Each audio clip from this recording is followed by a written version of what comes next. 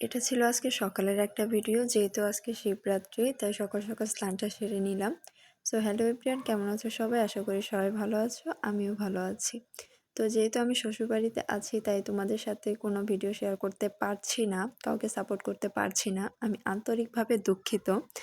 আমি আমার হচ্ছে লজ্জা লাগে, যদিও আমাকে কেউ কিছু বলবে না, কিন্তু আমার লজ্জা লাগে, আমি তাই ভিডিও করি না।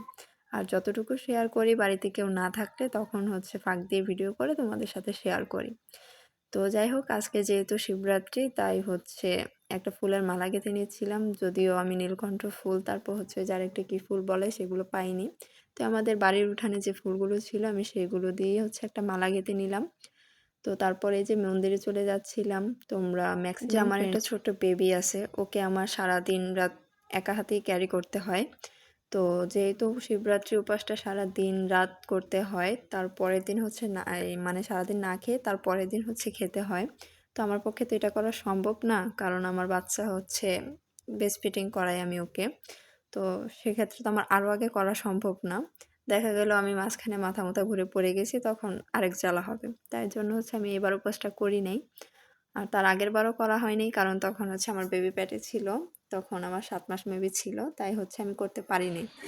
তো তাই করাও হয় নাই। তা এবার হচ্ছে মনের মধ্যে হচ্ছে একটু খারাপ লাগছিল যে সবাই করবে, আমি করব না। তাই সকালবেলা হচ্ছে কিছু না খেয়ে একটু উপাস থেকে স্নান টান করে বাবার মাথায় হচ্ছে জল দুধ ঢেলে দিয়ে আসলাম। আর যে ফুলের মালাটা কেটেছিলাম সেটাও হচ্ছে দিয়ে আসলাম। মনকে একটু সান্ত্বনা দিলাম যে না, আমিও তো করেছি। এখন বাবা সেটা নিয়েছে কিনা সেটা আমি জানি না, কিন্তু মন থেকে দিয়েছিলাম, ভালোবাসা থেকেই দিয়েছিলাম। তো ভিডিওটা দেখে হচ্ছে কেউ কিছু বলবেন না, কারণ এই ভিডিওটা হচ্ছে আমার একটা ননদ করে দিয়েছিল। যেহেতু ও ভিডিও করতে পারে না, তারপরও যতটুকু চেষ্টা করেছে ও করেছে। কি করব, নাই মামা থেকে কানা মামা ভালো। যেহেতু আমার ভিডিও করার কেউ ছিল না, তাই আমি ওকে দিয়েই করাইছিলাম ভিডিওটা। তো এই যে বাবাকে স্নান টান করিয়ে দিচ্ছিলাম। আর তোমরা অবশ্যই কমেন্ট করে বলবে যে কারা কারা শিবরাত্রি উপোস করেছো। আমার হয়ে তোমরা ঠাকুরের কাছে একটু আমার জন্য প্রার্থনা করে দিও। আর বিশেষ করে আমার হাজব্যান্ডের কথা বলবা যে হচ্ছে মাধুরীর হাজব্যান্ডের রাগটাকে একটু কমায় দিও ঠাকুর। কারণ ওর এত পরিমাণ রাগ, কিছু সাহস করে কিছু বলতে পারি না ওকে। ওর রাগ জেদটা যাতে একটু বাবা কমিয়ে দেয়, এটাই হচ্ছে বাবার কাছে আমি চাই। আর বিয়ের আগে হচ্ছে চাইতাম যাতে সুন্দর একটা হাজব্যান্ড হয় বাবার মতো।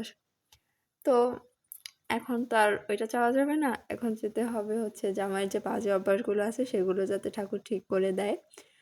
তো এই যে আমি বড় শিবলিঙ্গ যেটা যে ছিল, সেটাকে হচ্ছে সাজিয়ে তারপর হচ্ছে ছোটটার কাছে গেলাম, সেটাকেও সুন্দর করে সাজিয়ে দিলাম। তাড়াহুড়ো করে করছিলাম, ওইদিকে আমার মেয়ে হচ্ছে হুড়াদুরা চিল্লাচ্ছিল। তাই যতটুকু সম্ভব ততটুকুই করেছি, যতটুকু পারি। তো আর হচ্ছে বড়দের মতো সবকিছু জানি না, তো যতটুকু সম্ভব হয় আমি ততটুকুই করেছি। তো এই যে আমার এখানে সব কাজ শেষ, লাস্টে হচ্ছে প্রণাম করে নিলাম। আর তোমাদেরকে যেটা বলতে বলছিলাম ঠাকুরের কাছে, আমিও ঠিক সেটাই বলছিলাম। আর আমার ফ্যামিলির জন্য হচ্ছে আশীর্বাদ চাইছিলাম। তো এই যে করা শেষ, এখন বাড়ি চলে যাচ্ছি। তোমরা অবশ্যই কমেন্ট করো। বাই।